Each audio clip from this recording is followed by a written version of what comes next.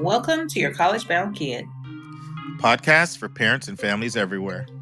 Whether you have kids that plan to attend college or you have current college students, you want them in and you want them to graduate. You want a quality education where you meet people who will bring out the best in you. I am Mark Stucker, and I'm a college coach from Atlanta, Georgia. And I am Anika Madden, and I am a parent currently in North Carolina.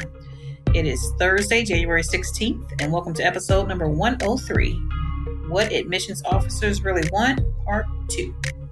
In this week's news, we continue with the second part review of a New York Times article on colleges that are faced to recruit less academically talented students simply because they can help pay the bills.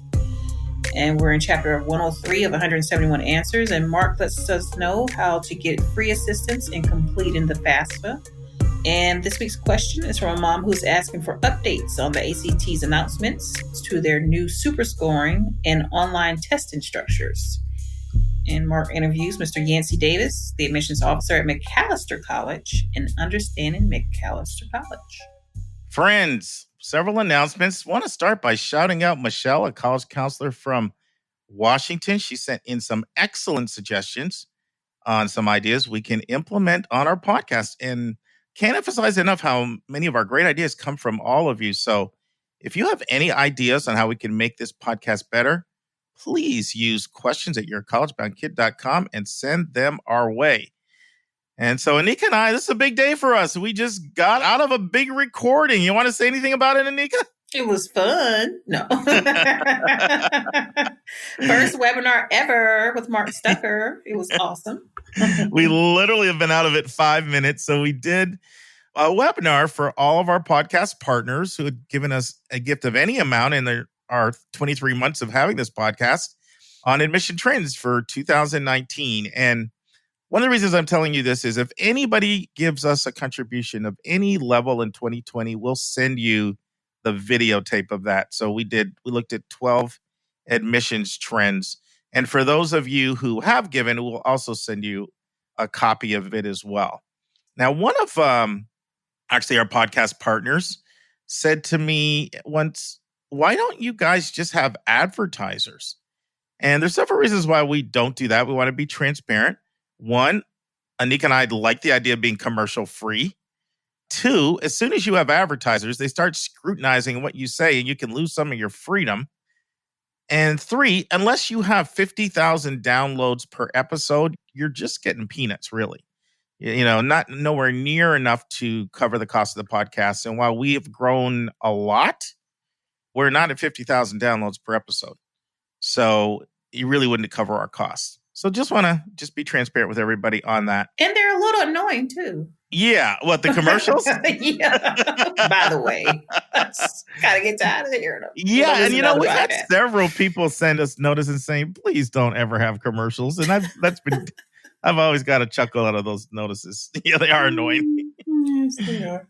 So here we go. For our admissions tip of the week, please check your admissions portal. Now, I had a student this week who lost out on a scholarship because they put it in the admissions portal. They didn't even send an email. So a lot of times with schools, as soon as you become an applicant, they give you access to their portal. You've got to be going in that portal regularly because you don't want to miss out on a scholarship or other extremely important information. So admissions tip, check your admissions portal and check it a lot. And I also actually like for parents to have access to it as well as a double check. So if you can convince your kid to share their access, it's good for parents to check and make sure you're not missing anything important. Admissions vernacular. It is DEI. Now, one of our interviewees coming up in 2020, I was talking with him at the College Board Conference, and he's like, Mark, we're doing really well with DEI right now. We've made some great hires. And DEI is an acronym, and it stands for diversity, equity, and inclusion. So that's a term that's very popular amongst colleges, DEI, diversity, equity, and inclusion, admissions speak of the day. Now, we're not going to have a college spotlight today because we don't do college spotlights when we have an admissions officer that's doing a complete feature on their school. And that's the Yancie Davis. He's doing a complete feature on Macalester today. So we'll pick up the college spotlights next week. But I do want to say, let us know if you have a college spotlight that you want us to do a feature on. Send it our way, and we'll see if we can get that into one of our episodes. Let's turn to college hot topics in the news.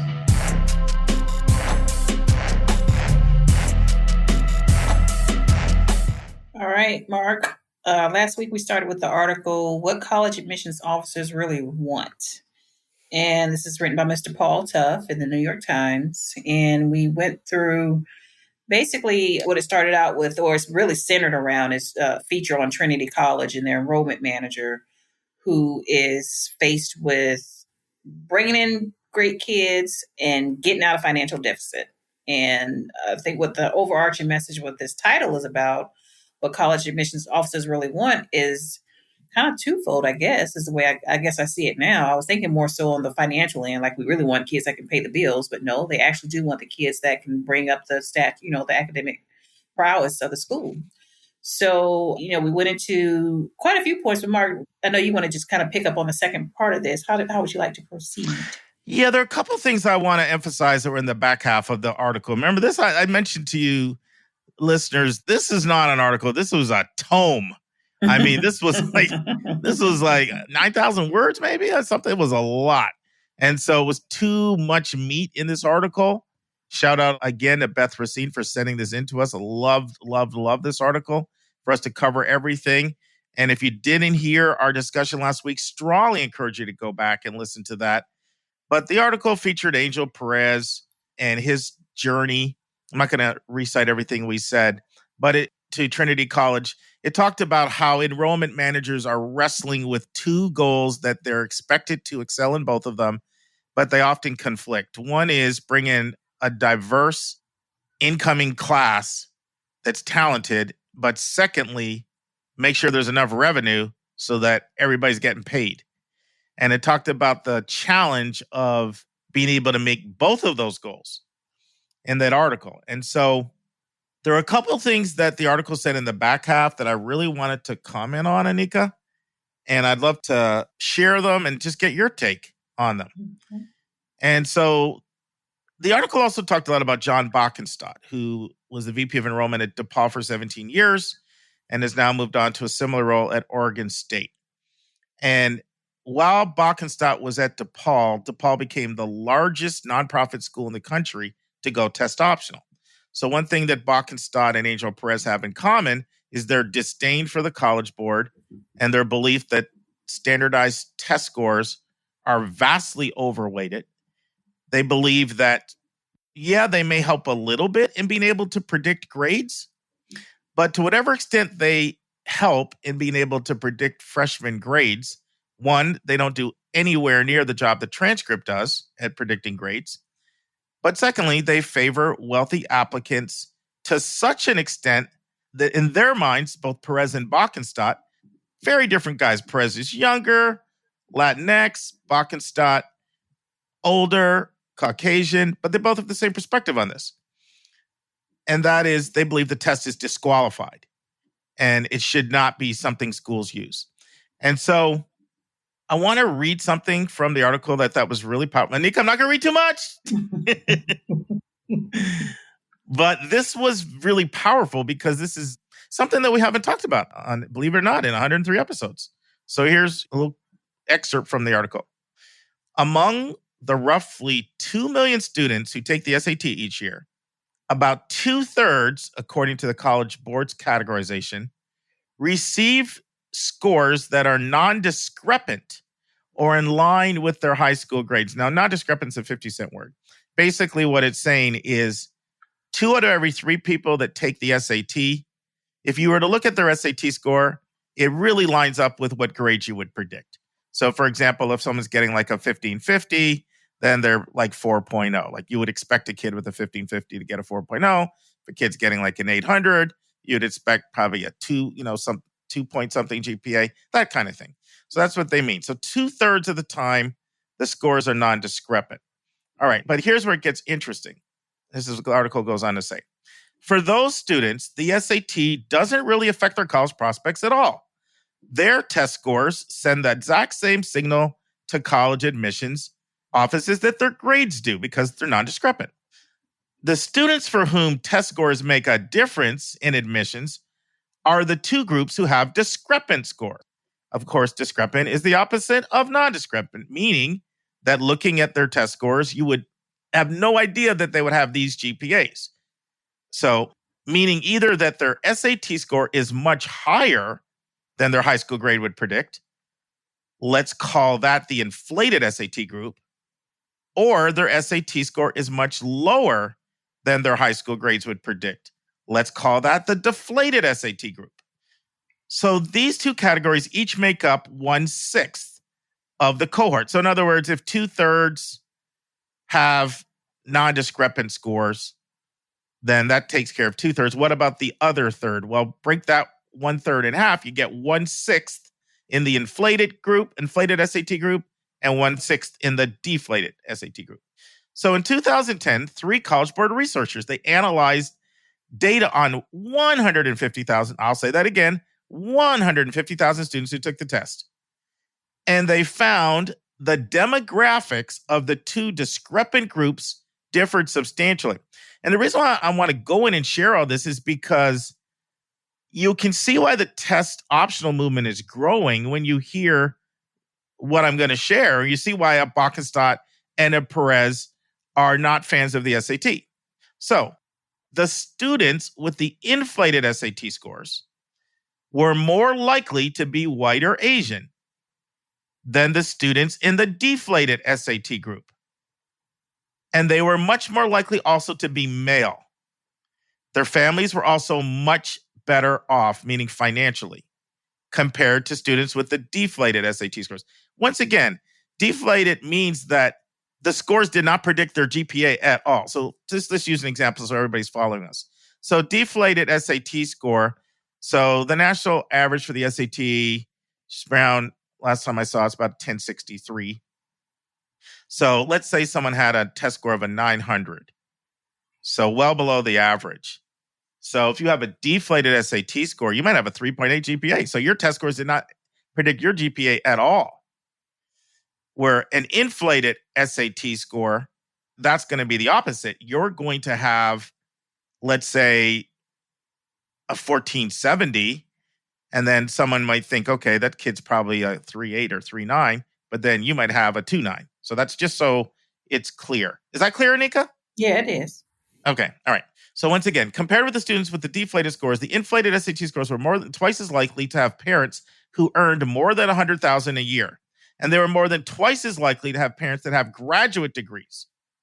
These were students, the only students who were getting an advantage in admissions from the SAT. And they were exactly the kind of students that Trinity was admitting in large numbers before Perez arrived. By contrast, according to the College Board's demographic analysis, students in the deflated SAT group, the ones whose SAT scores would have predicted, were twice as likely to be Black in the inflated SAT group, nearly twice as likely to be female. They were 3 times as likely as the students in the inflated group to have parents who earned less than $30,000 a year, and they were almost 3 times as likely to have parents who never attended college. These were the students, the only students whose college chances suffered when admissions officers considered the SAT in addition to grades. So what are your thoughts on that so far, Anika? Well, it goes back to what we've talked about often before, in that these kids have access to resources to train them up on that test, period.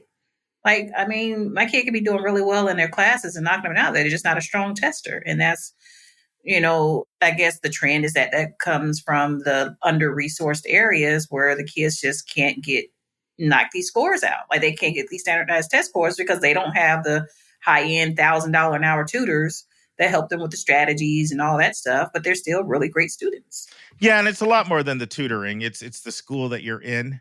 It's it's the parent. It's the advantages of an educated parent that you get from birth all the way up. It's academic tutoring, it's summer enrichment, it's examples of reading, it's all of that stuff. But what to me is fascinating about this study is, a lot of times when you talk about test optional, the pushback is, well, why would you go test optional if the test scores are so accurate at predicting grade point average? Because that's always the claim from the organizations, is that they predict first year grade point average well. Well, to be wrong a third of the time is pretty large, significant amount of time to be wrong, in my opinion, right? And now let's take a look at when you're wrong, and let's see who's hurt when you're wrong. So here's just a little bit more research on that. The 2018 validity study, which used data from 2013 before the SAT was redesigned, showed that working and middle class students whose parents earned between 40 and 80,000 had an average grade point average in high school of 3.63. Wealthy students whose parents earned more than 200,000 had an average grade point average of 3.66, almost exactly the same as the working class one. But students in the $40,000 to $80,000 family income cohort had an average SAT score. Now, this was before the redesign, of 1624. So that's going to be basically like about 1080 now. If we were to take the SAT, sorry, it was when the SAT was at 2400. We were to translate that to the 1600 scale before the redesign. While students in the $200,000 cohort had average score of 1793, which is 169 point advantage for the well-off ones. Now, once again, even if we translate that 2400 scale to the 1600 point scale, now we're talking about maybe 113 point advantage. So high school grades considered alone made for the fairly level playing field for students. But SAT scores tilted that playing field in favor of the rich. So I thought that was a really, really good point, because this is episode 103, Anika. We've never actually come on here with that hardcore data to actually show how the score impacts, people of different income levels. So that was one key point. And then the other key point I thought in the second half of this article, and this is something I know we have not talked about before. I've wanted to talk about it, but we haven't. And it's kind of one of these hush-hush, surreptitious practices that goes undiscussed in polite company. And it has to do with what's called financial aid optimization specialists. And these are consultants colleges hire to perform calculations. And a lot of times they're considered the hidden geniuses in enrollment management. They're like the quants with the advanced math degrees who spend hours behind closed doors making sure that their economic metric models work. So in reality, the way it actually works in admissions, a lot of times is the schools go through, they indicate these are all the kids that we want to admit. They're read a committee, rate it, but then it comes back and you're way over budget. Do you remember how that talked about in the article, how they did that, Anika? How they went through and read? Yeah, is this, I guess, is referred to as predictive modeling, is what they? Yes, this is predictive. Yeah. So there's predictive modeling in terms of who will come. Mm-hmm. And that's what this is predictive modeling on who will come, but it's also predictive modeling on who's going to pay what. Who's going to pay what, exactly. Yeah. And so what these quants, these financial aid optimization people, and they're very, very common. I mentioned this, Anika, on the webinar we just did, how I had lunch with a specialist at a college in Indiana, and we talked about this guy. And I asked them who they hired and what firm they hired their person from, and we talked about it. So these gurus, these math genius guys, their job is to figure out how much money are we going to have to offer certain kids in merit money in order to get them to come and still bring in enough revenue to pay our bills. And it's just one of those things that I don't think the public even knows goes on behind the scenes. Yeah, I didn't know. That was pretty fascinating. well, here's where it gets really complicated. So, how we talk a lot about all the ways in which you demonstrate interest, and we've talked about that a lot. Mm-hmm. Sometimes that can actually work against people in this system, because one of the things that these people do is they use some of those factors and say, oh, this kid, they visited the school a couple of times, they did the overnight, they went to class day visits, they're going to come. You're not going to have to offer them that much money to get them. So some of their modeling is based on what they need to offer you to get you to come. And part of what they consider that is how head over heels do you seem to be about their school? So this is where demonstrated interest can actually work against the financial offer that you get. So did you know that, Anika? No, I did not. Not even a little bit. Yeah. And so the article talks about how the guru comes in, the quant guy, and it broke Angel's heart because so many of the gifted and talented low-income kids that he knew would be better for the academic culture and the professors want it. He had to cut them because, hey, we're way, way, way over budget. Right. And I got to make ends meet. So he had to let those kids go and bring in the kids that could pay the bucks. And then the article closes by saying this. It says the dictates of financial aid optimization and the algorithms of modern enrollment management have made the process of college admissions more opaque and unbalanced than ever. They have empowered affluent students, allowing them to be more choosy about where they go and how much they will pay to go there. They have created brand new obstacles for working class and low-income students trying to rise above their family's economic situation. And they have made it challenging each year for Angel Perez to admit the students he most wants to admit, the ones he thinks deserves an excellent college education. Mm. So it was kind of sad that way, but I'll tell you what I liked about it. Anytime we can pull back the curtains and explain like how the sausage is made, people may not like how the sausage is made, but I kind of feel like we owe it to our listeners to explain to them how it's made. And I felt like this article really did a good job of it. And they're very much worth the investment of your time to read it. It was a great article. Now it's time for our step-by-step walkthrough of the college admissions process.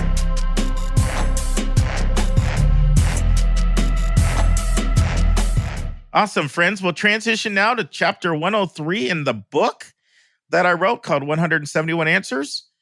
And the chapter is entitled, How Can I Get Free Outstanding Assistance in Completing the FAFSA? Anika, you read the chapter. What did you think? No, I didn't read it this time, Mark. No, I'm just kidding. I was going to say, you know what? That'd be a first out of 103. Just kidding. In golf, I believe in, I'm not any good anymore at golf. I used to be, so you'll get a mulligan. Goodness, mulligan.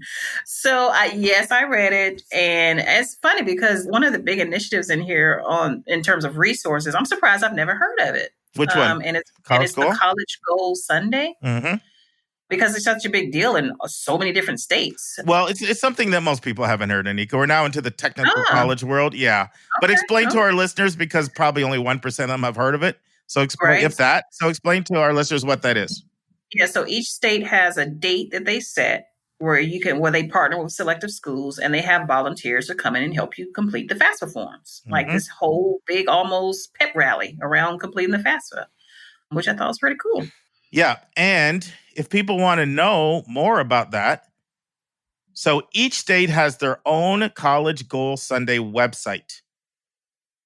And that's where anybody can get helpful resources. And basically, you just go to formyourfuture.org. So that's the website, formyourfuture.org.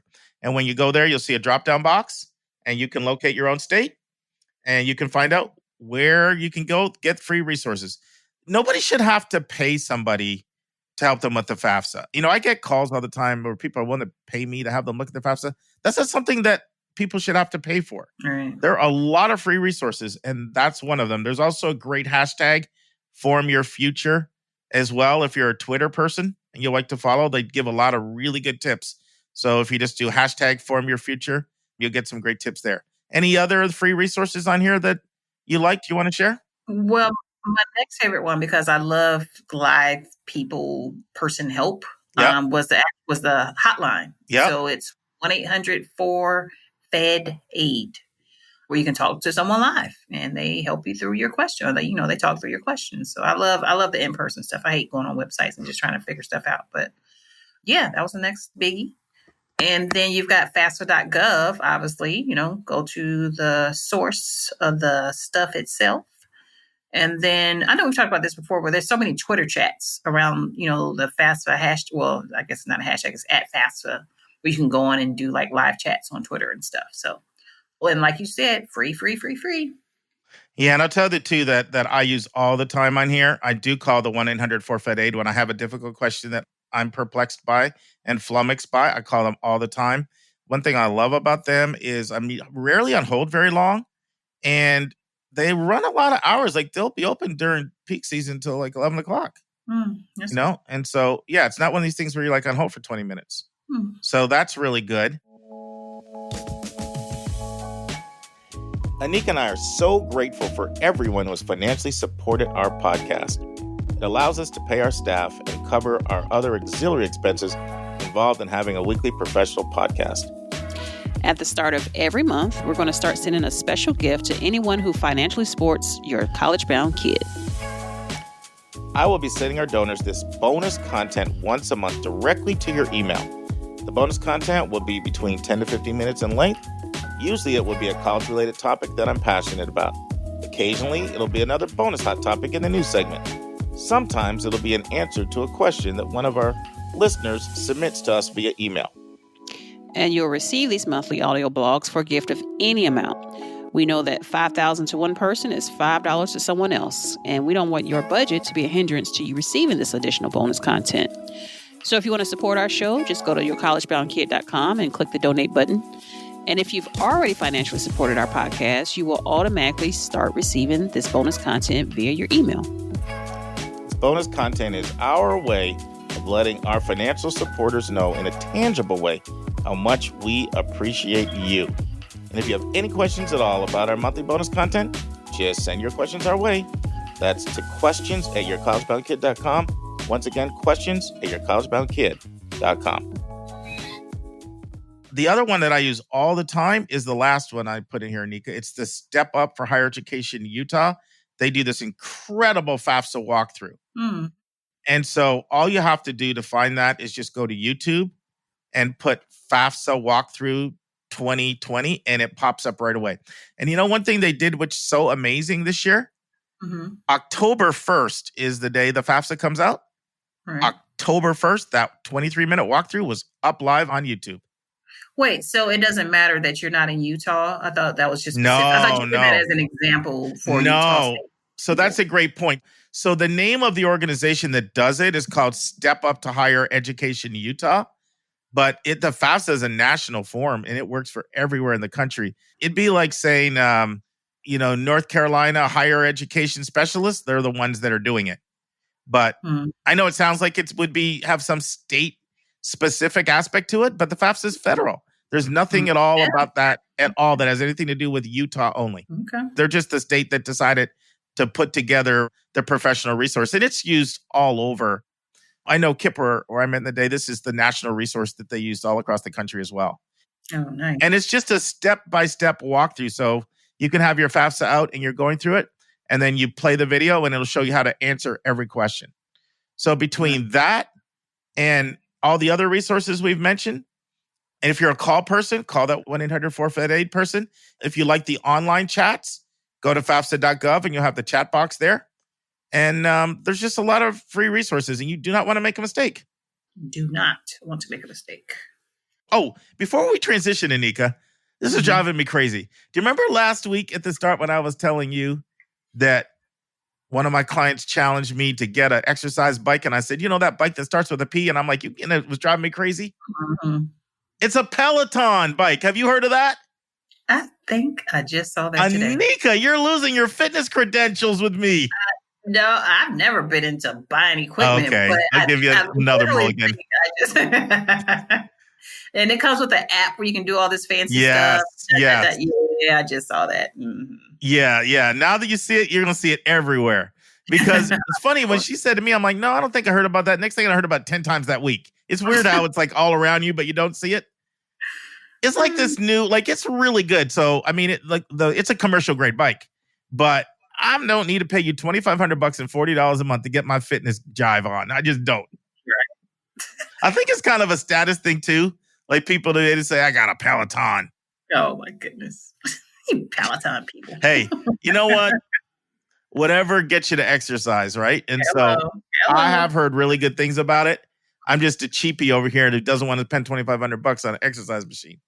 But Anyway, it's Peloton. I know I'm going off topic, but it was I bugging me all week. How did we get on Peloton? Because I wanted to say this in the introduction. I forgot, so I had to jam it in somewhere. Oh, okay. So I said, let me jam it in between sections. Oh, gotcha.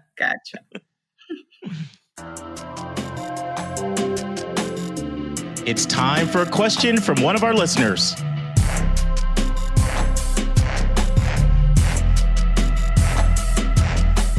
All right, Mark, this week's question comes from Miss Karen in California. And Karen says, my son is a junior and is planning to take his first ACT at the end of the month. What have you heard about how colleges are planning to handle ACT superscoring? When will they make announcements about whether or not they will take these superscores?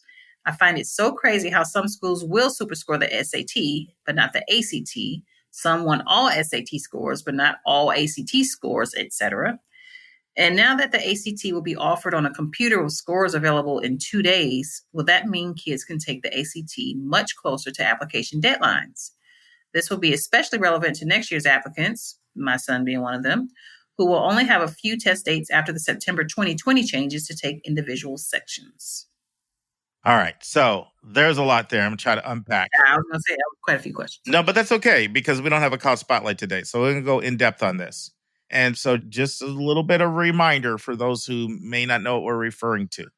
So Anika and I, we have our schedule of in the news sections that we're going to talk about. We do them a little bit in advance, but then every now and then something happens and it's so profound that we just drop our whole schedule and we call it breaking news. And we're up to episode 103. I think we've had 4 breaking newses that I can remember, Anika. We had one when UChicago went test optional. That was like a bombshell. We had one when the College Board rolled out the environmental context dashboard, which they then retracted and revised and turned into landscape. And we did one then. And then we had them in back-to-back weeks. So then we had the Rick Singer and his side door hustle, Varsity Blues, that huge scandal, that biggest scandal in college admissions. That was an emergency breaking news podcast for us. And then the other one that we had, and I called it, and I still say, unequivocally, I will say, in 103 episodes, the biggest breaking news ever was the ACT's announcement. So we did a whole episode on that. And so that announcement was made October 8th. So 3 months afterward, it makes sense for us to kind of give an update because when that announcement was made, it not only shocked the testing world, but there's still so many unknowns about how this was going to work. And to be honest, there's still quite a few unknowns. But there are more knowns now than there were October 9th. So let me try to answer some of them. First of all, summarize what the big announcement was. It was really 3 things. 1, the ACT is going to be allowing computer-based testing. This is something they've done for the last few years internationally. They've been saying they're going to bring it to the U.S., but nobody knew when they were going to announce it. And this is going to be effective September 2020. So I'll talk a little bit more about the computer-based testing in a second. Secondly, and I'm not going in order, but secondly, the ACT will include Superscore information with their score reports. Previously, well, actually only 1/3 of colleges in the country Superscore for the ACT. So it's very common for colleges to Superscore for the SAT, but not the ACT. And the ACT obviously doesn't like that because they're in an intracted battle with the SAT for market share. So one reason a lot of people would take the SAT over the ACT is because I know that colleges are going to Superscore, where only 1/3 of them are Superscoring for the ACT. So the ACT says, I'll fix that. We'll put Superscore information on every score report in hopes that the colleges will use that higher number. And then the third change, and this is by far the biggest and by far the most controversial, and that is that students can now take tests in single sections, single subsections, piecemeal, one at a time, rather than take the whole test in one sitting. So those are the 3 big changes. And before I dive in and say a whole lot on all of them, Anika, anything you want to say about anything before I dive in? Dive? Okay. Mm-hmm. So the first thing I want to do, and first of all, we've done this as a recommended resource before. We've had Jed Appleruth and the Appleruth admissions blog on before. We've also had Jed Appleruth on episode 28 and 29. And I've said that I regard him as the most knowledgeable person I know in the world when it comes to the SAT and ACT. So a lot of what I'm going to share today comes from Jed and the amazing resources that he provides on his website. So first of all, here's some of the concerns that people are expressing about either concerns or impressions that some leaders in the field have about these changes. One, there's a concern that the curve is going to become really, really intense, especially for like a science section, but only time will tell. Another concern is that, well, not really concern, impression is a better word than concern. Let me use the word impression. First impressions. These are some first impressions that some people have. By reducing the mental and physical burden of the test, the ACT will empower students to focus more on what they can control by practicing content in school and at home. Another thought, it's unclear how this policy is going to affect in-school test days. So a lot of schools offer the ACT in school during the day. It doesn't seem likely that many schools, districts, or states are going to pay for their students for the additional test sections. Does this mean it's going to increase the discrepancy between low-income and high-income kids? So these are just some leaders in the country on test prep and their initial impressions. Scores are inevitably going to go up by allowing standalone testing or piece-by-piece testing. Is this going to devalue the test when there are going to be so many really, really high scores now? And something that we addressed back in October, Anika, will this open the door for students to fixate on just one section, bringing in a lot of anxiety and not being good for mental health?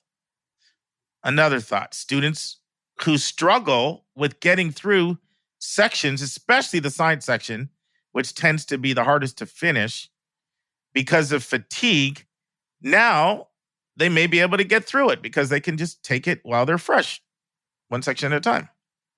Because so many high-scoring students are going to use this piecemeal approach to the test, section-by-section approach, is this now going to basically be put almost everybody in the 28 to 34 range on the test if they have resources, and if they don't, they're on the lower part of the range. So to address all of these things, these concerns, the National Director of K through 12 testing for the ACT Client Relations team, Lisa Wolf, and Sarah Moodhart, who's the Senior Director of K-12 Products, they had a webinar in November to explain all these changes coming in September 2020. And the webinar was fantastic. During our recommended resource section, I'll let you know how you can listen to an up-and-coming webinar if you're really, really interested in this stuff that addresses these questions and others. So let's dive into some of the key takeaways from the webinar. So which order do you want me to go in, Anika? Do you want me to talk about the Superscore aspect of it? Or do you want me to talk about the computer-based aspect of it? Or do you want me to talk about the section-by-section part? Well, let's go in Karen's order. She starts with the Superscoring. Okay. All right, great. Let's start there. That's right. Karen asked the question. All right. So the new ACT Superscoring report, it's being designed to complement the retesting policy. Now, currently, about 1/3 of colleges in the U.S. Superscore. And I mentioned that a second ago. And Wolf and Moodhart brought that up in this webinar. I didn't know that information until the webinar. So I actually got that information, but they work at the ACT. So I'm assuming that's accurate. So what the ACT is hoping is that this new report will encourage more colleges to start Superscoring. And I'll be honest, Anika, I think it's going to work. I think it's going to work because they're going to put the Superscore on every form. Okay. And colleges like to have higher averages to begin with.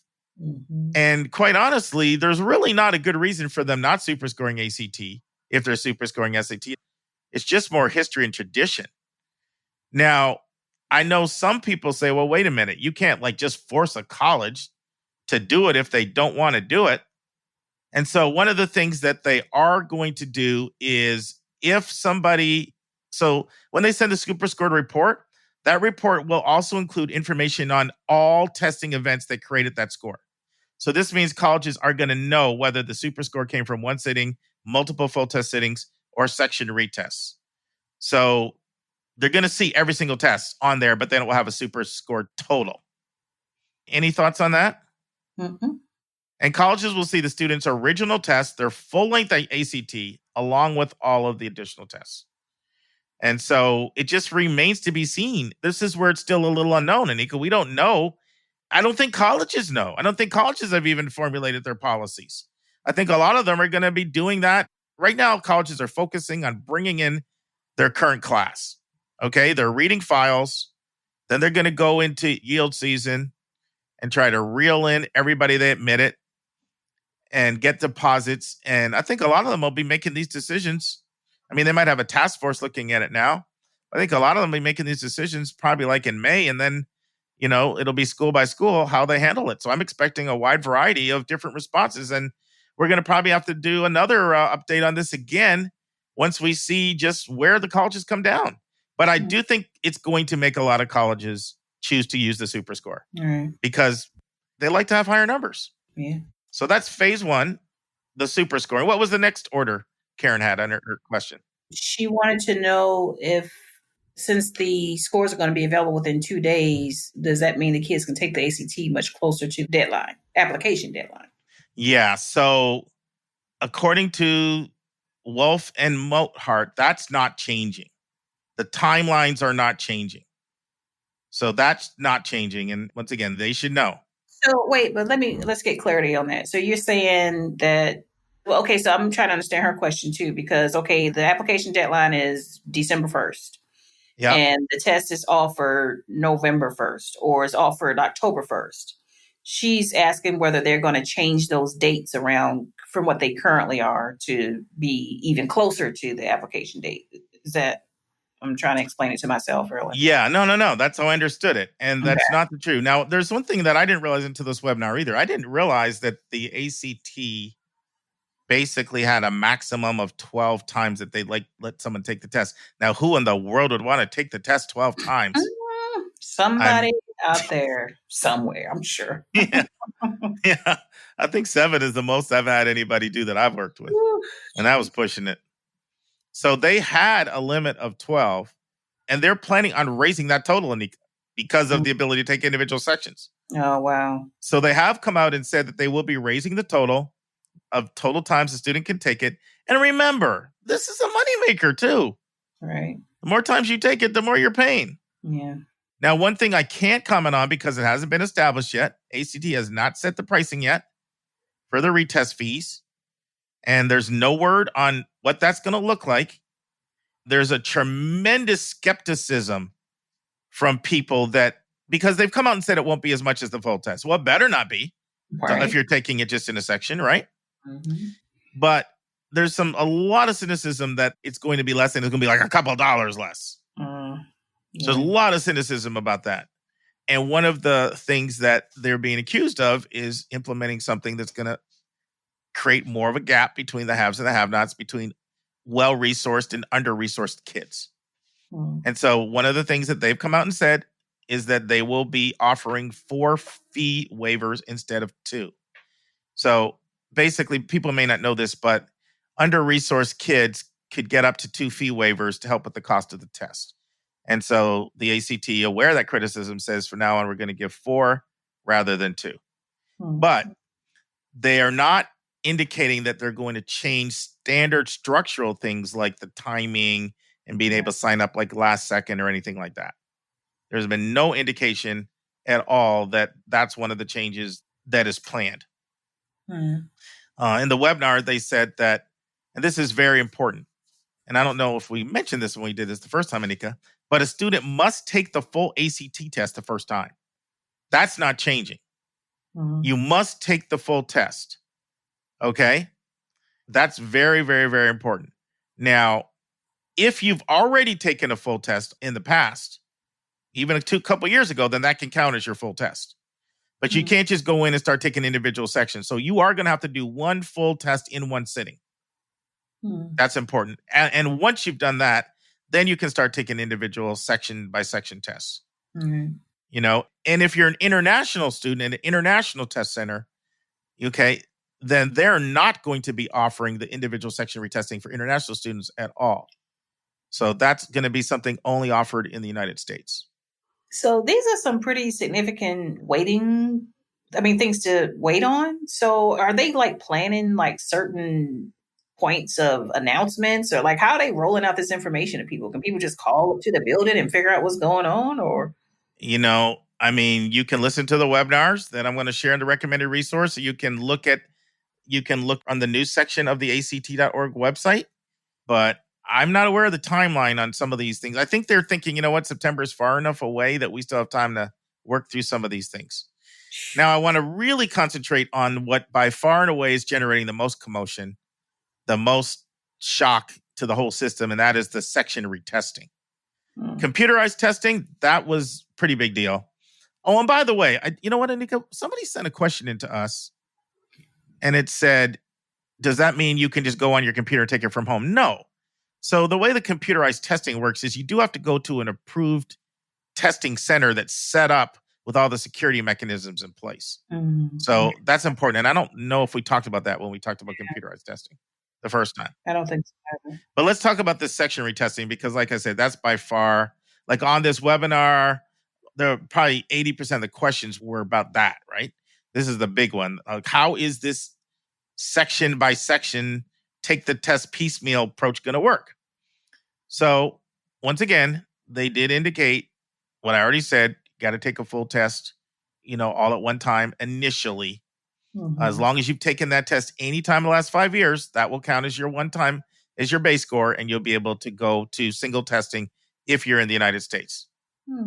Now, an international student who took the test as one entity, and now they're over here in the United States, they can take it section by section. So the differentiation is not made on whether or not you're an American or you're international. It's more on location. So an international student that happened to be in Los Angeles, they would be able to take it section by section. It's just not going to be offered over there. And I think they're just concerned about security. Yeah, makes sense. So the retests will only be offered on national ACT exam dates. That's important. So it's not going to be like there's going to be all these different dates where you can go do section by section testing. No, it's going to be the same national ACT test dates are going to be the same dates when you can take these section by section tests. It's going to have to be at an online equipped ACT approved center, and students and families are going to be able to locate these testing centers through the ACT's registration portal. So when you go on and register for the test, you'll be able to see where the online centers are that you can go to. Students are going to be allowed to take up to 3 test sections in one day. So, of course, the ACT has English, math, reading, and science. You can't do all 4 in one day, but you could do 3 individual sections in one day. And the ACT hasn't yet decided whether students are going to be able to choose their order. That's one thing they're still trying to debate amongst themselves. Are we going to let you say, I want to do science first, get it over with, and then do math, and then do English if you want to do 3 in one day? Or are they going to tell you that you have to go take them in the order that they appear, the standard order in the test? English, math, reading, science. And so those are some of the things that are still TBD. All right. But I think that's enough information for now on the updates. Yeah. Anything that we shared here that we didn't share before that you remember, Anika? It's all merging together at this point. You know what I think? I think you're like, Naya got her score. John is only 11. I'm done with that test. And I don't want to think about it again until he's 16 or 17. Oh, you hit the nail on the head. Thanks, Mark. And I would do the exact same thing if I were you. But Karen, thank you for your outstanding question. Oh, you know what? There is one other thing, Anika. So the ACT has a writing section as well. And one of the things that they are still talking about, thinking about, is whether they're going to be rolling out the writing section as a standalone. So that's one more thing. Just like the section retest, the CBT will be identical in terms of time. It'll be identical in terms of length. And it'll be identical in terms of difficulty to the paper test. So those are other questions that people have. It's not going to be a different length. It's not going to be a different time. It's not going to be easier or harder. The one thing that will be different, though, is the turnaround time. And we talked about that last time. You will get your scores 2 days after you've taken it. Whew. Awesomeness. And I'll share, if you're not ACT'd out by now, I'm going to share a little bit more in the recommended resource. Oh. Friends, if you remember the name Yancie Davis, it's because he was on our podcast before.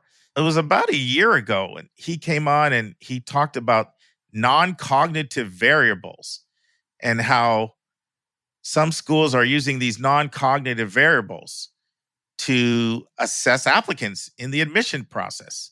These EQ or emotional intelligence factors, these character components that they're finding are very predictive. And so that was close to a year ago. And now he's back to talk about Macalester College. One of the other schools, by the way, that Karis seriously considered because of their outstanding international relations program. So listen as Yancie talks about that and many other things. Listen and enjoy.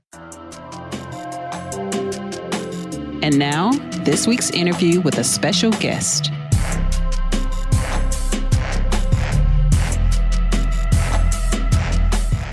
Friends, we're super excited to have Yancie Davis back to the Your College Bound Kid podcast. Yancie, what's going on? Not much. Enjoying the historic winter we're having right now. It's all good. It is all good. Well, our regular listeners know that Yancie did an outstanding overview and explanation of what non-cognitive variables were when he was back last time. But we never really got into Macalester College. And today we're going to do a deeper dive into Macalester. And so, Yancie, give us your elevator speech. Give us a 2 to 3 minute basic overview of Macalester. Sure. So Macalester we're a small private liberal arts college located in St. Paul, Minnesota. And so I think for us, one of the things that makes us stand out from other colleges and universities like our own is that most schools like us, the small selective liberal arts colleges, you tend to kind of find in kind of like rural areas, separated a little bit, whereas Macalester is actually in the middle of urban and metropolitan areas. So we're smack in the middle between downtown St. Paul and downtown Minneapolis. And as an institution, I think our students benefit from all of the resources and the communities that are located around our campus. And, I think you can't emphasize that enough. I ask all of my students, I have this questionnaire, I have them complete, and I have them describe the areas they're interested in going to school, and I have it broken down. I've got city, I've got college town, and I've got suburbia, and then I've got rural. And I can tell you, being in a city is hot right now. That's where the action is, and that's where a lot of students like to be. Yeah, absolutely. And I think for us, particularly what is important about that is that, we have students that are coming from all around the world that are coming here. So while you get the opportunity to kind of like be on our campus, you get the small campus feel, but you're getting to meet students still from all around the world. I think that's important, particularly being in such a metropolitan area, because you just find a little bit of everything here. Yeah, exactly. And I would tell you, listeners, my own daughter, who they hear stories about all the time, and fortunately, both my kids, they're good sports. They tolerate it because I don't think I would have been as benevolent as a kid. But my own daughter seriously considered Macalester going through this process. It's a school that I hold in very high regard. Sent a lot of kids to Macalester, especially when I was a college counselor at the Westtown School, Quaker boarding school outside of Philly. But I feel it's one of these schools that flies under the radar a lot, particularly on the East Coast. Mm-hmm. Yeah. And so do you find that as well, that it's one of these schools that people who know it's a gem, but you encounter quite a few people that have never heard of it? I mean, you travel, you recruit. And that's absolutely the case. And I think it's because, for us to be the type of school that we are, that, we aren't on the East Coast. We're in the Midwest, and, being the Midwest, that, I think sometimes people view the Midwest as flyover country. So I think there's a lot of people that speak wonderfully about the airport. They say it's the best airport they've ever been to, but actually getting out of the airport and getting to see what's around there is another thing. And, Macalester is actually found on the list of kind of like hidden Ivies, which I think speaks to the fact that, people don't know about us, but when they do find out about us, the quality of education that you receive here is just about second to none. Yeah, and we know when we talk about liberal arts college, I think we can't assume everybody knows what that is. So tell our listeners, Yancie, how a liberal arts college differs from a regional or national university. And then also comment on, there are national and regional universities that do have liberal arts colleges within their school. So kind of lay out that whole scene so people can get a feel of sort of the options. Yeah, no, absolutely. I think a liberal arts college, I think the purpose of it, I think the key word in that is liberal. And when we say liberal, we're not talking about the political climate in which we're talking about right now in terms of you're on one side of the aisle or the other. But when we say liberal, we're talking about, you think about if you're at dinner and you get a plate, you want a liberal serving of whatever it is that you're being given. So it's the idea Copious, that whatever generous. you're going to yes, you're going to be getting a lot of. And so that's the idea that coming to a liberal arts college means that you're going to be learning a lot of different things as opposed to, as some of our, regional or even national institutions that, when you're going kind of into that major in which you want to do, you're kind of almost locked into that in a way. You kind of have to apply for that specific major coming into the school because that's kind of the track in which you're going to be going to.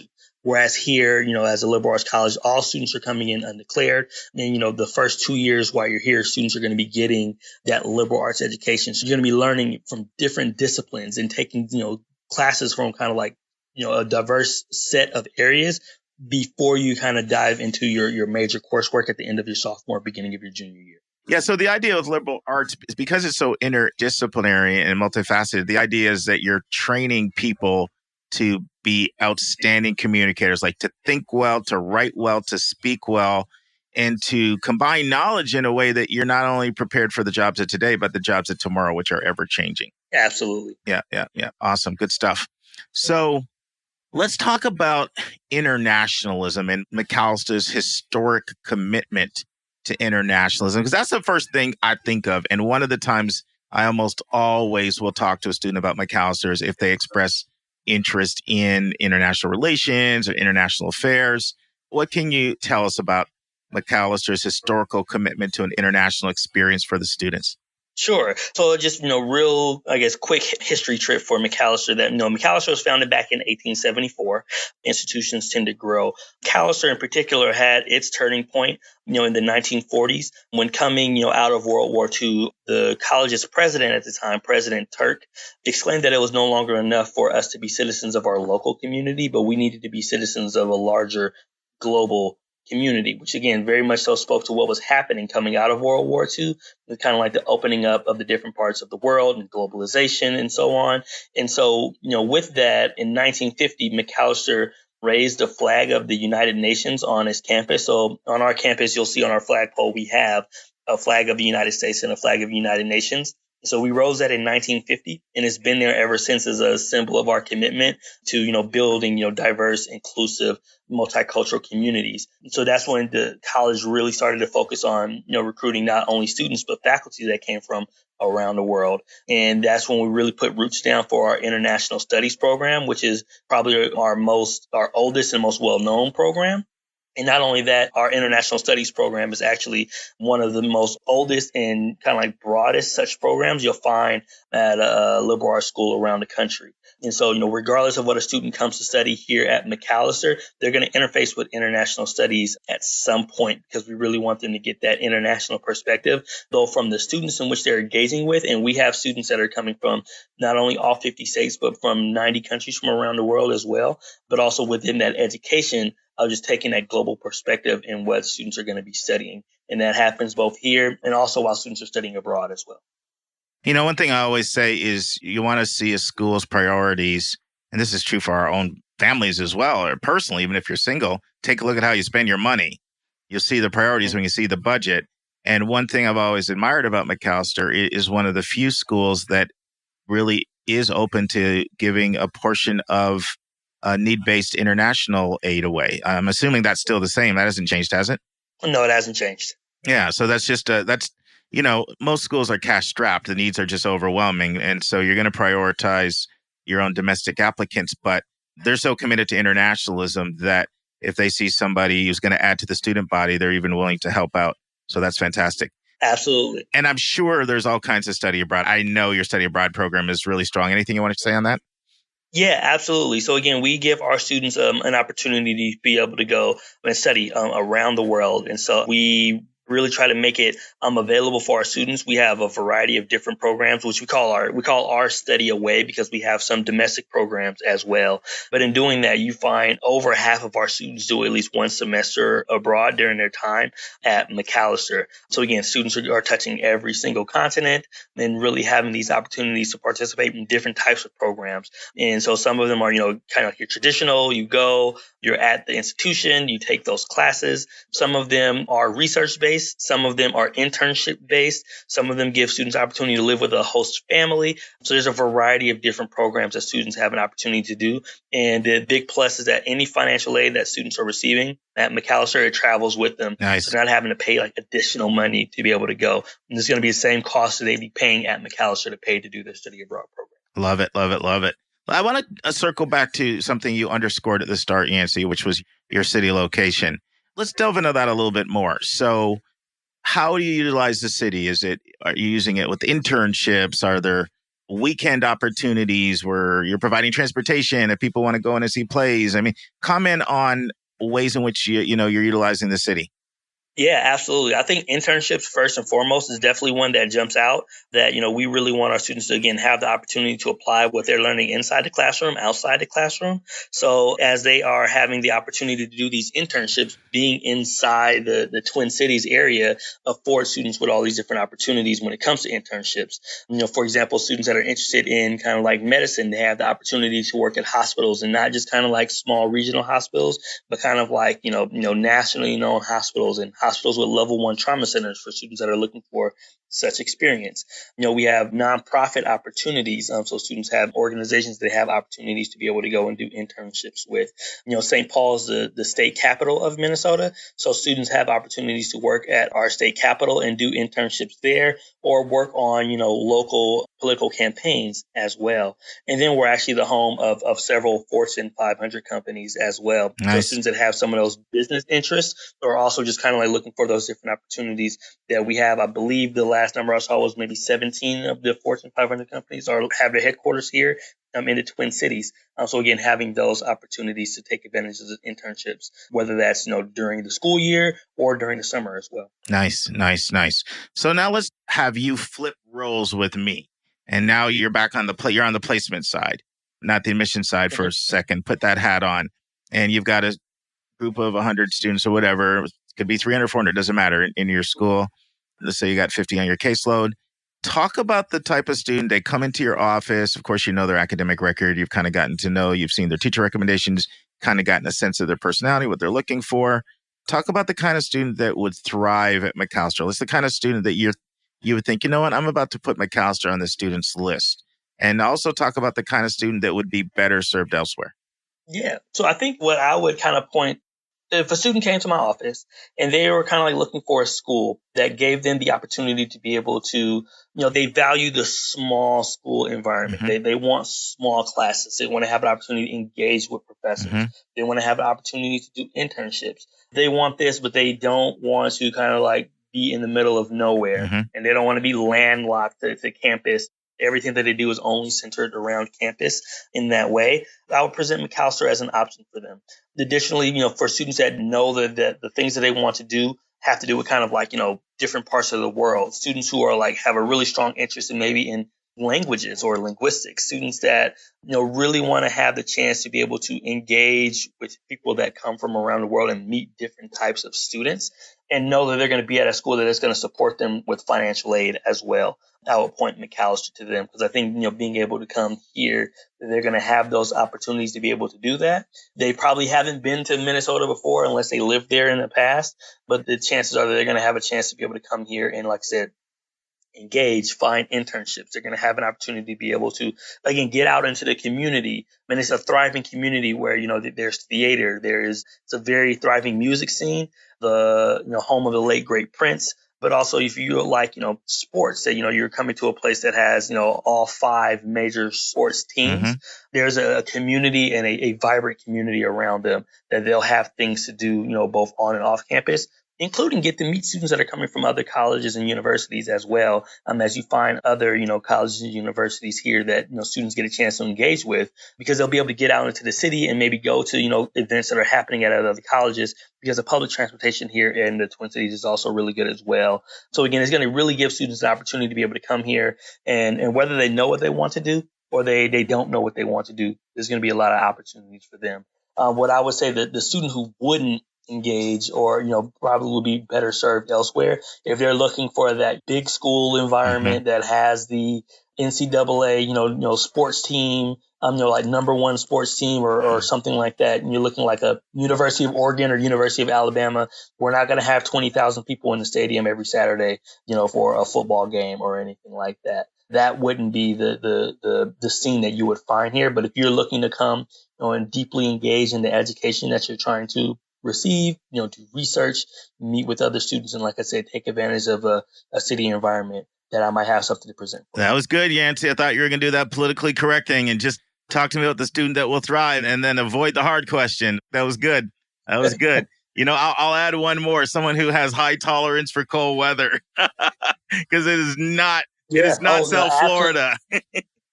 Absolutely. One of the things I said I usually say in my information sessions when we're talking about study away is that, we send students, we have opportunities all around the world except for Antarctica. So if you're looking for a program in Antarctica, we wouldn't have anything for you, but I think we make up for it. And until this week, I didn't think it would be literal. It was literal this week. But I think that, again, I think the cool thing about it with the small community, and this is all honesty, that you have a community to kind of commiserate with. So when it does get cold, that, you're going to be, amongst a really tight knit community, and you're not going through it alone, because again, the students are actually coming from, again, all around the world. So you find a fair number of students who are not coming from cold weather climates, who are going through it for the first time as well. So you'd be surprised how you build community around situations like that. So there you go. Awesome. Love it. Love it. Yeah, I went to Michigan State. I had a fantastic time. I did have all that big time sports and all that, but the cold weather darn near killed me. So I do love Macalester, but I'm too much of a wimp.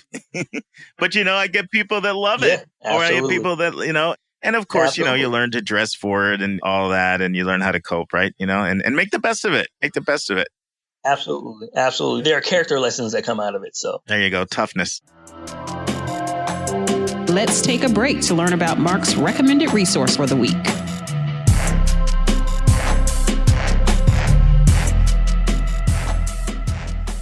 Friends, if you are not ACT'd out by now, and if you're intellectually curious, you want to learn more about what we've been discussing today, changes to the ACT, I want you to go to our recommended resource for episode 103, which is the ACT.org. Go to the resources tab. And when you go there, you're going to see a number of webinar options. These new options for the ACT test offer students more choices. And you'll learn from ACT experts as they explain the new options, why the ACT is offering them, how these options give students more choices, a better experience, and greater confidence that their ACT test scores reflect their overall academic achievement and potential. And that's the promo. If it seemed like I was too bullish on the changes, that's the blurb coming out from the ACT. But they have 3 different options for webinars. They have more of a student and a parent version. They have more of a K-12 webinar focus for schools that are offering it to students. And they have one for colleges who are learning this stuff and trying to figure out as well. So check out ACT.org resources tab. We'll now return to my interview with Yancie Davis about Macalester College. So let's talk about your overlap schools. So who are your overlap schools?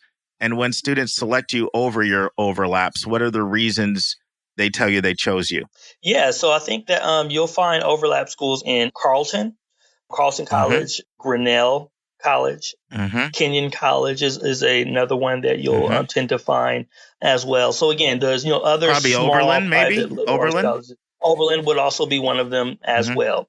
And I think that I'll probably say that when we see students kind of choose other schools over us, it's either because there was a specific academic department at those schools that they kind of had that key interest that school is more well known for, other than us. So they tend to kind of like go that route for it. In some cases that they might receive a little bit better financial aid. In the case of some of the schools that, again, that they have, been giving out more financial aid for a long time, that might be a thing for them. Or I think that maybe the idea of kind of like just being in the city and just having a chance to be able to visit and find fit, that, I think that they might actually benefit from kind of being away from the big city. They may not be big city people. Not that our campus is like in the middle of downtown and there's a skyscraper next door, but they kind of like the idea of that the college campus is all that's there. And so everything kind of centers around the college campus. So like Carlton would be very different in regards to that, just in terms of, to point that out. And in terms of when they're selecting you, besides location, because I know that's a big draw, obviously. Besides location, when people look at those schools and they go with Macalester, any common reasons you hear students cite besides location that draw them to you? Yeah, I think that, like I said, the biggest thing is just it's an academic department that they have seen, like they know of, for example, St. Olaf, which might also be an overlap school as well. Some students who have like are particular interest in music tend to go to St. Olaf because they kind of see the environment, like some of the resources they put into like their music scene there that they kind of attract to specifically for that reason. So so I think it's just kind of like sometimes different schools specialize in different things. But they're not all the same. And so I think that's just what it is. There was a particular interest that they have that they found at that school, that Macalester. For us, our particular thing is that international studies, linguistics, some of those type of things are kind of what we are known for. That a student I think would have more attracted to us over some of those schools for that, because that's kind of what we're known for. So. Well, let's talk about that a bit more. So linguistics being a very strong department, obviously anything international. I've also heard political science is strong. Absolutely. Is that correct? And is there any other major, you'd like to highlight, and once again, I mean, Macalester, I think Yancie's being humble. Macalester is a very selective school that attracts highly motivated, smart kids. And a lot of times at these selective liberal arts schools, quite honestly, a lot of people want to teach at them. So the majority of the departments are very strong. So, in our attempt to accentuate a couple, we do not want to imply that the others are mediocre. It's just not true. But there is value in underscoring some signature programs or majors. Anything else you want to share on that? Yeah, absolutely. As you mentioned, political science, I think one of the benefits that we have as a school that, has especially is again, our location, that we're in St. Paul, we're in the capital. So we're talking about kind of like political science. It's not just that the teaching is going to be strong, but the experiences outside of the classroom are going to be strong as well in terms of those internships, in terms of the volunteer opportunities, that those things are going to be there because of our proximity to the state capital and in the location in which we're in, just in the Twin Cities in general. And so political science would definitely be one of them. Computer science has definitely grown as a popular major, but I imagine that's happening kind of like across the board in terms of colleges and institutions. So our theater scene is definitely one that is growing because, again, location, we're in the proximity of the St. Paul, and Twin Cities area is really big about theater. Nice. And that, we actually, the newest building that we built on campus, our Fine Arts Common Center, and that, we have a state of the art, kind of like theater, dance space, fine art space, print shop, all these different things that give students abilities to pursue the arts to the best of their ability, whether that's as a major, whether that's, for, recreation or for fun. That, again, there's a lot of opportunities there as well. Thanks for sharing that. Now, I can't have you on here, Yancie, and ask you all softball questions. So I want to tell you, one of the students last year, I thought she'd be great for Macalester, built you up, explained everything. And she went on, looked at a bunch of videos and felt the students were really quirky and unconventional. So my question is, do you feel that's a fair description, or, is maybe that's just one person's possibly biases? I mean, what are your thoughts on that? Is it a fair description to say Macalester students are quirky and unconventional? I mean, I think it's fair. We have them. I wouldn't say that that's a common characteristic of all of our students that are here, but I definitely would say that it's a part of our student body. But I also don't think that's a bad thing. I think that it is part of character. And as we think about the different students that we have here on our campus, that, that's going to be a person that you might speak about. If you met that student, as you being a student here on campus and met that student, that'd be a student that you'll probably remember, for the rest of your life. That's true. Just the way that they think. And as you're engaging with them inside the classroom, there are going to be people that are going to ask that question that came so far out of left field or right field that, it's like, I don't know why he asked or she asked this, but it's going to strike some conversation that, like, it's going to add some experience to the classroom as well. So yes, we have them on our campus, but I don't view that as a bad thing. Your point is so well taken. You remind me. So I'm going way back now. It's probably about 17 years, but I was visiting Guilford College, which is a Quaker college in Greensboro that has a fair amount of students that might be described as unconventional and quirky. And I had a suit on, right? So it was part of admissions travel, admissions recruitment, and stop over, visit another school. I like to do that when I'm on the road. And so I'm engaging this conversation with a student, and she's like, "Why are you wearing a suit?" And I was talking to her. She says, "You're representing the establishment." This is what she says to me. But you know what? I'll never forget that conversation. So I would describe her as quirky. I mean, just her looks, her appearance. She had lots of whatever, lots of jewelry all over, nose rings, earrings all over, and just dressed unconventionally. But she challenged me and made me think, and I appreciated her perspective. So that's a good point. Yeah.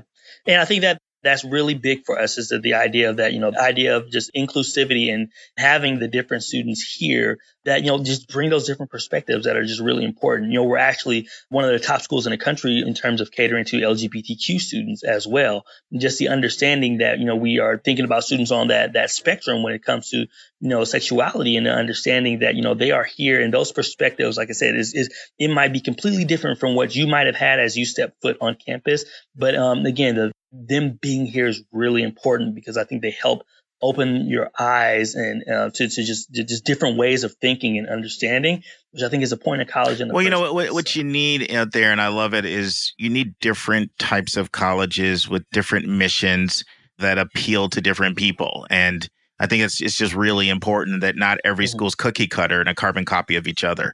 And that's it's like, hey, when you go into Baskin Robbins, do you want one flavor, or would you like 40 or 50? That's kind of how it is with colleges and how it should be. And we have so many amazing choices in this country when it comes to higher ed. Absolutely. So let's wind down.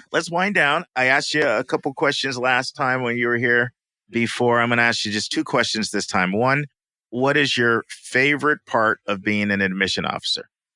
Favorite part of an admissions officer is definitely travel. Having a chance to be able to go and see different parts of the country. In doing that, being able to connect with colleagues as well, I think it's also, just really fun. Being able to be paid for travel is hard to beat. So, you know what? I loved the travel when I did the job for 9 years, and I miss it to this day. But it's one of those things some people love and some people hate. True. You get people that leave the profession because of travel season. But I got to go to Hawaii twice. I had Bermuda as part of my territory. And that camaraderie with your fellow admission officers is kind of priceless. So, yeah. And it's kind of nice when you can eat food and not have to pay for it, especially at some nicer restaurants. That is great. I'm actually going to ask you another question. What's your favorite part of the application? Favorite part of the application, definitely the essays. You just see some of the, as we talk about quirky, you see some of the quirkiest people, some of the funniest people.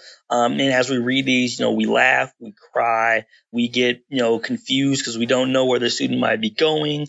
But it's of all parts of the applications, you're either going to see the same application over and over, and you see how different students try to tell the same story and over and over. But it's also the part of the application that the chances are is going to be more different than any other part of the application. And so I think that by far is going to be the essays. And just so you know, listeners, Yancie's not alone in that. When you say hands down, Yancie, if a survey was taken of admission officers, that the essay would win that question? I would think so. Yeah. I mean, it's what I hear all the time. Yeah. It's what I hear all the time when I ask everybody that question. Yeah. I mean, because, you get so used to your head spinning by seeing numbers all the time, and whether that's grades or AP scores or, and a person is so much more than their numbers anyway, right? Yeah. So, yeah. It's you get to see the person behind the numbers. Absolutely. And then also want to ask you the part you dislike. If you could change anything about being an admission officer, what would it be? It would probably be the testing. I think that it's the piece that gives students so much pause. It's the piece that gives students so much anxiety. And it's the piece that makes them think that this is the only way I can kind of do. I can only go to this college if I do this. And that's not the truth. I mean, I would, if there were anything that I could do to change that perception that students have kind of across the country, that's what it would be. So let's talk about that, because that could be a couple things. That could be, let's say you list your school profile and you say, we have a 29 through a 32, 50% ACT and we have 640 to 740, sections in evidence-based reading and writing and math. And then it sounds like you're talking about the student that self-selects out and says, oh, I guess that's a cutoff. I don't have those scores, so I'm not even going to apply. And then you miss out on great applicants. Because you could also be talking about kids that do apply, but they just can't get through committee because the scores aren't high enough. So which one of those two were you talking about? And honestly, it's both. It's both. That we know that there are good students out there that don't apply to some of our schools because they have already taken themselves out of the process, and not because they didn't like the school. It's just literally they thought that they couldn't do it, and so they just chose not to apply. And then there are students that, again, in every, I think, admissions officer goes through the case of there's that one student that they advocated for. They fought really hard, tooth and nail to the end, and they just couldn't get the support of the rest of their staff. And sometimes the test score can be a part of that conversation. But, I think I also get the balance that I've had some experiences where I've won that as well. So you never know. But I just know that, that testing piece is something that I think it's a conversation that's happening nationally, and it's something we have to do about it. So I think one thing, Yancie, that the average person doesn't realize is so many admission officers really care about kids. And also, we really viscerally connect and get attached to kids through reading essays and through meeting them at fairs, right? And reading recommendations. And I still have scars and bruises from kids like 15 years ago that I couldn't get through committee. Or kids that we got through committee, but we lost them to a competitor and we knew what they could do for our school. And, And so we all have those stories. For me, the hardest thing was running out of financial aid. And, every school's got their model. They need to have a certain percentage of people that can pay the full tuition, and meeting super talented kids that would add, and there wasn't enough money to make it work. That really what drove me to flip to the other side of the desk. Yeah. But those are a couple of the things. But listen, this has been fantastic. If you could just wind us up by sharing Macalester's website and what somebody should do if they're interested in learning more about Macalester. Yeah, absolutely. So I think if students are interested in learning more about Macalester, you can find us online at www.macalester.edu. Macalester is Macalester. And on there, being able to go, you can go, there's a tab at the top for admissions, and you'll be able to find our contact information there where you can, reach us at admissions@macalester.edu. We have our contact information and contact information for all of our admissions officers and what territories that they cover as well. So again, feel free to reach out to us. One of the benefits of small liberal arts colleges is that we don't have thousands and thousands and thousands of students trying to email us every day. So the chances are you're going to get a response fairly quickly. And we're happy to be here to answer any questions that students, parents, counselors, or whomever might have. Yeah, and our podcast equally really draws from the entire country. There's not a predominant of people on the West, the Midwest, the Southeast, the Northeast. It's pretty equally distributed. So if someone's listening, no matter where they are, Yancie, and they kind of want to know when Macalester is coming to their area, do you have that information as well when your travel season is announced? Or would you say, look, go request information and we'll communicate to you if we're coming to your area? You probably both, right? Yeah, both. We do have Macalester will be in your area kind of like section on our admissions website. But also if you want us to be able to come there, feel free to reach out to us. So then that way we can try to fit that into our future travel plans. Thanks so much, Yancie, not only for what you did before about non-cognitive variables and admissions, but also what you've shared about Macalester. I've enjoyed it immensely. Appreciate you coming on our show. Well, thank you for having this podcast and the work that you do, Mark. Oh, you're welcome. Next week in the news, how to fix college admissions. And we'll be in chapter 104 of 171 answers. And Mark explains why you might receive a letter requesting verification of your FAFSA information. And next week's question is from a mom about net price calculators. And Mark kicks off his interview with Lieutenant Colonel Rob Kirkland and what you need to know about the ROTC scholarship. Oh, and friends, while there's no College Spotlight today, I will tell you that next week it'll be Northwestern University in Evanston, Illinois. And that is because one of our listeners sent in a request that we do a College Spotlight on Northwestern University in Evanston, Illinois. So I met with the rep.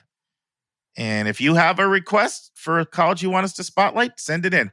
I will say this. We are trying to accentuate and highlight a lot of schools that fly under the radar. So for every one Northwestern or an MIT, I'm going to try to have 4 other sort of hidden gems that a lot of people don't know about. And so we're not going to just make this only the designer label schools, but we know there's a lot of interest in them. And so next week, we've got one of those designer brands up, Northwestern in Evanston, Illinois. What you got going on this weekend, Anika? This weekend, tomorrow's Monday, Mark. Oh, sorry. This week. You want me to jump at a light speed? Ooh. I thought all week about how you called me Mike and I tried to bust you up and you just slapped me right back. And I said, I got to be careful. I got to realize what I'm dealing with. Yeah, Anitra. One of our listeners sent that in. They said, yeah, nice try. She called you Mike. She came back on you strong. No, I didn't. No, John starts basketball next week. Ooh. Nice. That's exciting. Oh, and he's been running track and he's of course, all your family does track. Yeah, I don't think Jalen did track. Did Jalen do track? No, Jalen. I think he ran around track one time. He was like, yeah, no. Are you getting out and jogging still? Getting my mojo back. Yes, I am, as a matter of fact. Did you find a running club in North Carolina? I found a nice running partner. Okay, that's all that counts. That's right. And she's awesome. How many times a week you go? Just one now, but okay. All right. Maybe you get it up Saturdays? No, we're actually doing weekdays. For a weekday, I should say. Yeah. Well, I can tell you I am loving my Schwinn 270 bike, recumbent bike. I got it right. What's the name of it? Schwinn 270 recumbent bike. What happened to the P word? The thing we just talked about. What P word? Peloton? I told you I wasn't dropping $2,500 on that thing. I thought you said you did get that. No, I said I was too cheap to buy that thing. I got you. But no, I also did the research, and you know me, I got all into it. I did like 6 hours of research. And these Schwinn bikes, they are really, really good for like hips, knees, back, any of that kind of stuff. And I've got it set up right in front of the 60-inch TV. And so, you just get lost and you don't even realize like you're putting in a workout. Yeah, you get all into the ball game or whatever you're watching. I thought they had you like riding down the road so you can see like you passing trees and stuff. Well, they got all that kind of stuff, but I'm all into that. Just put it in there. Got my little spot for my water bottle there. They got a place for you to put your cell phone. They got a place for the remote control. They got all that. They have 25 different levels. Good gracious. So I got up to level 23 one day, but then the next day I could hardly move. I was so stiff. Baby steps. I did baby steps, so I toned it down. So I'm on level 18, but I'm getting there. I'm not quite in Anika, but I'm trying to get my fitness mojo in. Please, 2020 is the year. That's right. Darn it. Awesome. Well, you enjoy the rest of your week, and we'll talk shortly. Talk soon.